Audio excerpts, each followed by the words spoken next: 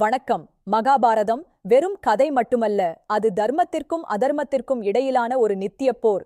இன்று நாம் உலகின் மிக பிரம்மாண்டமான இதிகாசத்தின் தொடக்கத்தை ஆராயப் போகிறோம். அத்தியாயம் 1. மகாபாரதத்தின் தொடக்கம். ஆயிரக்கணக்கான ஆண்டுகளுக்கு முன்பே எழுதப்பட்ட இந்த காவியம் இன்றும் நம் வாழ்வின் ஒவ்வொரு தருணத்திலும் வழிகாட்டுகிறது. இது காலத்தை கடந்த ஞானத்தின் கருவூலம்.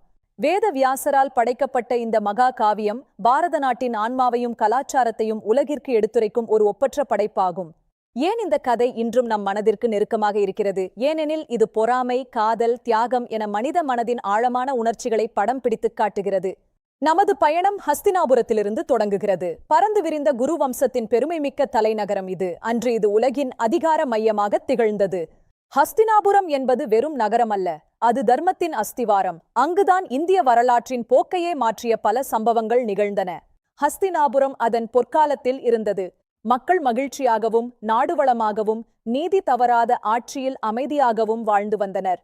அந்த ராஜ்யத்தை ஆண்ட மன்னர் சந்தனு ஒரு சிறந்த வீரராகவும் தர்மத்தை கண்ணும் கருத்துமாக கடைபிடிப்பவராகவும் மக்களின் அன்பை பெற்றவராகவும் இருந்தார். ஒரு நாள் வேட்டையாடச் சென்ற மன்னர் கங்கை நதிக்கரையில் ஒரு அழகான பெண்ணை சந்தித்தார். அங்கிருந்துதான் மகாபாரதத்தின் முதல் அத்தியாயம் தொடங்குகிறது. அவள் பெயர் கங்கை. அவளது அழகிலும் குணத்திலும் மயங்கிய மன்னர் அவளை திருமணம் செய்து கொள்ள தன் விருப்பத்தை தெரிவித்தார். ஆனால் கங்கை ஒரு நிபந்தனை விதித்தாள். அவள் செய்வதை மன்னர் ஒருபோதும் தடுக்கக்கூடாது, அதற்கு விளக்கம் கேட்கவும் கூடாது என்றாள். காதல் வயப்பட்ட மன்னர் அந்த நிபந்தனையை எவ்வித தயக்கமும் இன்றி ஏற்றுக்கொண்டார். ஆனால் அந்த வாக்குறுதி எவ்வளவு பாரமானது என்பதை அவர் அப்போது உணரவில்லை. ஒவ்வொரு குழந்தையாக பிறக்கும்போதும் கங்கை அவர்களை நதியில் எறிந்தாள். மன்னர் சந்தனு உள்ளுக்குள் மௌனமாக துடித்தார், ஆனால் வாக்குறுதியால் தவித்தார். தன் குழந்தைகளின் மரணத்தை கண்டும் கங்கைக்காக கொடுத்த வாக்குறுதியால் மன்னர் செயலற்று நின்றார். இதுவே தர்மத்திற்கும் பாசத்திற்கும் இடையிலான முதல் போர்.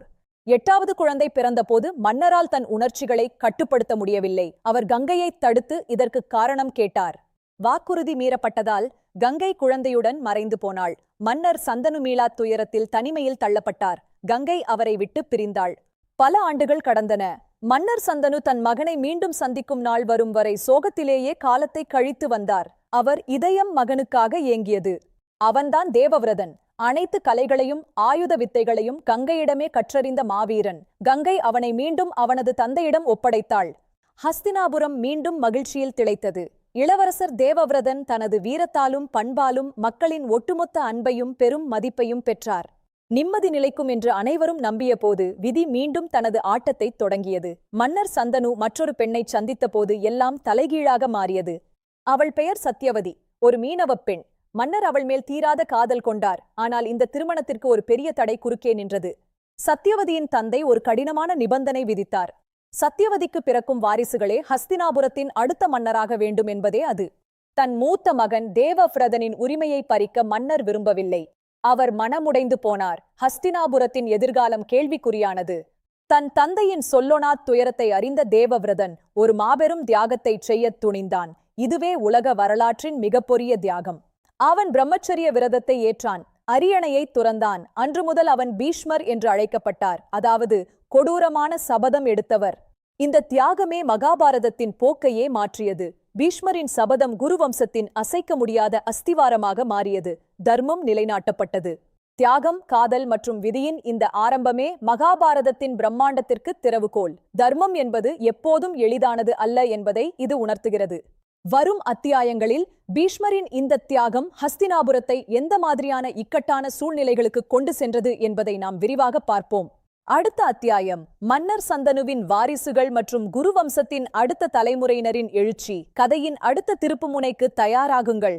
தொடர்ந்து இணைந்திருங்கள். மகாபாரதத்தின் மர்மங்கள் மற்றும் பாடங்கள் இன்னும் தொடரும். நன்றி, வணக்கம். உங்கள் உண்மை AI.